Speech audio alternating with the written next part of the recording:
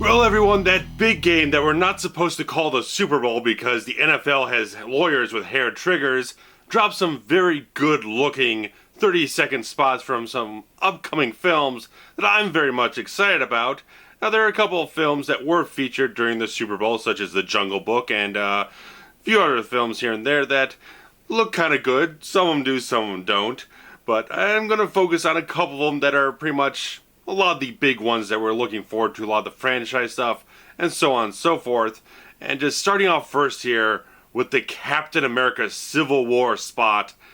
I think this is the better thing that we got than the trailer, because I've seen the trailer a couple times when I saw Star Wars The Force Awakens 4 times in the theater. I ended up seeing this trailer time and time again. It's like it felt a little... didn't feel as strong to me as I wanted it to. I didn't feel like it was like amping up to the next level from what we saw in Winter Soldier. But this spot, with the tone that they had, with the chanting of "United we stand, divided we'd fall," really just set a great tone, for my opinion. It just really kind of drove the idea home that this very much is a searing wedge between these two factions in the film, and just having some great little moments in this whole thing.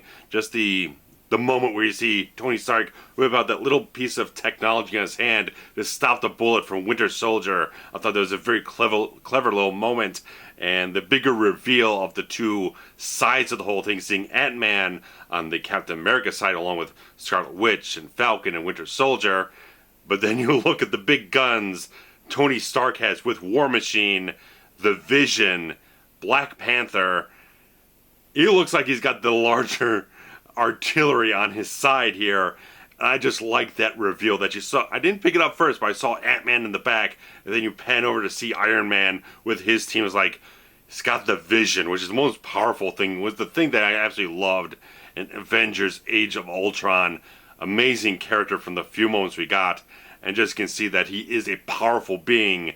And it's going to be one of the most interesting elements of the film, I believe, seeing where this interesting character kind of fits in with this whole idea of superhero registration or whatnot, kind of have everyone government regulated in a certain way, and then just seeing Black Panther on the side of Tony Stark. But we've heard from the rumors of the film that Black Panther is kind of that cog in the whole thing where he might waver from one side to the next depending on the politics and the policies and everything, but just seeing these two sides stand in opposition to one another, I thought that was a great moment to end this spot on, and I'm really looking forward to having the second trailer out to build upon that tone that we got with this spot. I thought it was very, very impressive, and just like, it makes me more amped up for the film, because I really want Civil War to amp up to that next level, to push it forward, not just stay on that status quo that you got from the quality of Winter Soldier. I want them to be more ambitious at this point in time with the Marvel Studio films, to just do stuff like you did with the X-Men films, which we'll definitely get to here. But X-Men films were very much kind of living in their safe little box, not really kind of pushing themselves to more fantastical or strange little concepts, but obviously they decided to do that, and it's kind of pushed them to a much more epic level. And that's really what I want to see here before we get to Avengers Infinity War. But of course, we got a number of Marvel films here, and definitely everything that the people at Fox have done with the marketing of Deadpool has been absolutely phenomenal. Every single piece of marketing I get from this film, from print ads to billboards to the TV spots, all the cross-marketing, cross-demographic type of stuff has been absolutely brilliant. This marketing team deserves an award, whatever award possible, for the brilliance and just the innovation of this marketing. And this spot was the most intense, definitely the most action-packed, intense, bombastic piece of advertising we've gotten for the film yet, and just like, it pushed me up to the next level. I am so excited to see this film this coming weekend. I just love every moment that I've seen from every single piece of marketing from this film. It is getting so many rave reviews, and I hope it holds up for my opinion when I go see it on Thursday night, late night, and hopefully get you a review of the whole film on Friday. But a fantastic little spot again, bombastic, big type of stuff, lots of action, just explosions. I thought it looked really freaking good. But the spot that I just happened to find the best one for me, that did the most, jam-packed the most content into it, and just got my interest excitedly piqued, was the Jason Bourne spot. Now, I really love the first three Bourne films with Matt Damon. I love those films. I saw the second and third films in the theater. Less said about Bourne Legacy, the better, because it bored the living hell out of me. But this looks like not just a return to form for the franchise, but it seems like Paul Greengrass has kind of improved upon his cinematography, because the more I watch this trailer, which I've watched about like 5 times now, there's so much stuff crammed into this 30 seconds that just seems like a condensed down version of a full-length trailer that we're hopefully going to get very soon. I thought there's just so much stuff in this trailer going on that just like I had to watch it in slow motion to kind of grasp everything that was going on with all the action and all the little story beats here and there that was going to be peppered in there very lightly. But I just loved how the thing looked. There's a lot of vibrant colors with it. I liked with some of the action beats that are using a little bit more wider framing, not going with so much of that tight-in, shaky cam type of thing. It looks like Paul Greengrass has evolved his style a little bit. Hopefully, it's only a 30-second spot versus probably a 2-hour-long film that can completely change your opinion on how the cinematography of the film is going to end up looking. But just from this spot alone, it looks bright in a certain way, high contrast, a lot of bright colors, a lot of good saturation. I think the look of the film is exceptional. Having Matt Damon back in the role, just adding that quality to it that you didn't have with the fourth film with Jeremy Renner. I think that it just focuses the story so much. Hopefully, that just shows a seal of approval, because Matt Damon and Paul Greengrass weren't coming back unless they had a very good story to tell for this character. And I just loved every second of this trailer, just creating so many little things that, again, I had to watch it over and over again. It's like when they say, that's Jason Bourne, you get the Moby Extreme Ways song just kind of pump in there for like 3 seconds. And just all these little things that just layered in there so beautifully. I love the action that is shown here with the car chase in Las Vegas, the car crashing, everything. I could go on and on about this, but just like this was the best spot that I got from everything that I saw tonight. Just like, it gets me amped up. This film is going to be released, I believe, in July. I cannot wait for it to be released because I just love it. I'm going to definitely be doing a Jason Bourne trilogy retrospective for the first three films of the franchise prior to the release of what is being called just Jason Bourne.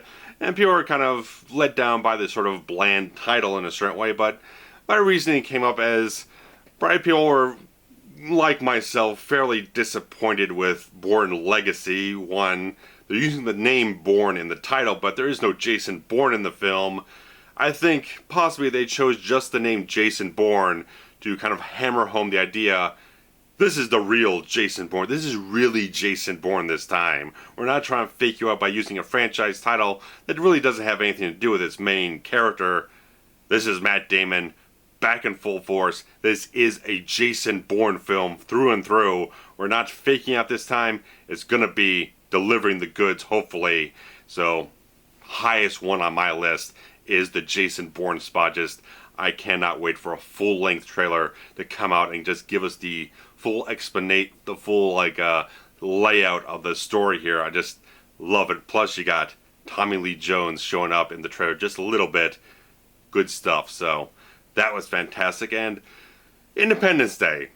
The original film is one that I saw in the theater and really haven't had much of an interest to revisit since then, because my tastes have changed a lot since then, and not so much into just a flat-out spectacle movie, but something about what they're doing with this thing. Whether it's just that sort of the darker, moodier tone that they're going for, it just looks like utterly bleak type of film.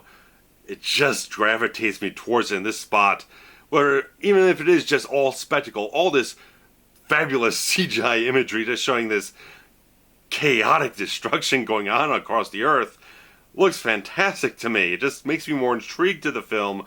Again, just that tone. The tone of so many of these trailers, just that's what's getting me. How they nail these tones down so well in 30 seconds. They just grab you by the gullet and just make you very much interested in these films. And of course, the beginning of this spot was very interesting, very nice, where they kind of start out all patriotic at a football game, and then boom, the jets come over and the alien crafts come over. It's a beautiful segue into the action and jump you into it and just kind of shock you into the moment. I thought it was a very well put together spot, even if it is very much all spectacle. It's good looking spectacle. The CGI looks fantastic so far. But speaking about the final one I'm going to talk here about is X-Men Apocalypse. And even though Independence Day Resurgence has some fabulous looking chaotic CGI, X-Men Apocalypse is kind of going for a similar type of thing. But I think some of the CGI in this spot is a little bit spotty, but they do have about another 4 months or so to really kind of work on the post-production, so might have better looking CGI by the time the film is released, and maybe the next trailer will really kind of amp it up and make it look a little bit more polished and more rendered. But on the whole, I think this is a very good spot that does have a great climactic build, but an abrupt ending. It didn't feel like it kind of like came in, hit it up, and just kind of like left you strong at the end. It just felt like it kind of ended at the top, at the peak of his thing. It's like, didn't feel like it was the best put together spot they could have had, but there's some fantastic looking stuff in this film, including the moment with Psylocke where she just slices that car in half. Beautiful moment there, and you get a little peek there of Angel and the whole thing, and just the whole thing overall. Even though people are kind of still debating about the look of Apocalypse and the whole thing, if Oscar Isaac delivers, and since when doesn't he deliver a good performance, is going to be a good character. Whether he doesn't look completely faithful to the comic book counterpart, if he puts together a fantastic character, a great performance, and it's written very well, that's all that's really going to matter to me in the end. When I see this film, and if it hits it off on those right levels, lives up to Days of Future Past, if maybe just surpasses it, I'm going to be exceedingly happy regardless of what the design of Apocalypse is. If they deliver a good story with great stuff in it, that's all that's going to really matter to me overall. But those are the ones I thought were the ones most notable to myself. That the Jungle Book spot, not so much the spot, but the full-length trailer they released did look very impressive. Not a film that I feel like I'm going to be all that interested in seeing, but definitely hats off to Jon Favreau for putting together a film that has been shot completely on a green screen with one live action actor. Everything else has been digitally created, and it looks absolutely incredible type of stuff. So hats off to him for creating something that looks extremely impressive there. But that's the ones I had the most interest in, but I'm sure there are a couple of them that you guys probably had an interest in as well. The 10 Cloverfield Lane spot showed a little bit more about maybe what's going on in this whole film.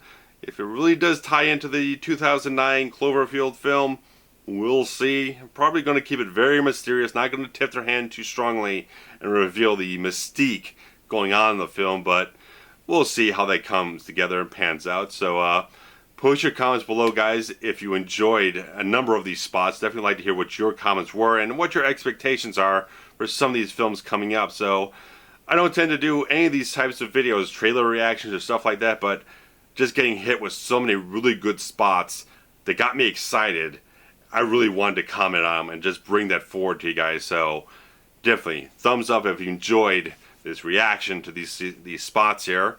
Comments below and circulating the links around social media is always highly appreciated.